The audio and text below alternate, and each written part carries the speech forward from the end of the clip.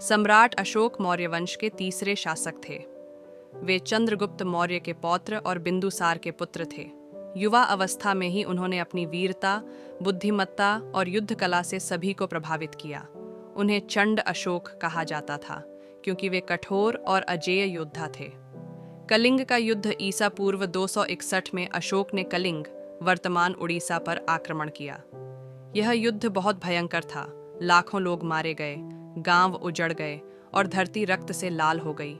जब युद्ध समाप्त हुआ, अशोक ने युद्ध भूमि में पड़ी लाशें और कराहते लोगों को देखा। उनका हृदय द्रवित हो गया। उन्होंने महसूस किया कि असली जीत तो अहिंसा और करुणा में है, न कि तलवार में। बुद्ध धर्म की ओर युद्ध के बाद अशोक ने तलवार छोड़ दी और बुद्ध धर्म को अपनाया। उन्होंने प्रतिज्ञा ली, अब से मेरी तलवार किसी निर्दोष का रक्त नहीं बहाएगी। उन्होंने अपने साम्राज्य में धर्म, सत्य, दया और समानता के सिद्धांतों को फैलाया। भारत से लेकर श्रीलंका, नेपाल और अफगानिस्तान तक उनके भेजे गए धर्मदूतों ने बौद्ध धर्म का प्रचार किया।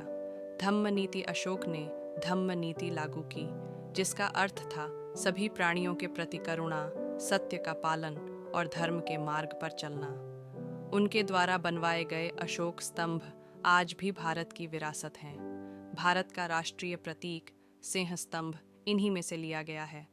विरासत सम्राट अशोक इतिहास में पहले ऐसे राजा बने जिन्होंने जीत से नहीं बल्कि क्षमा और शांति से दिल जीते।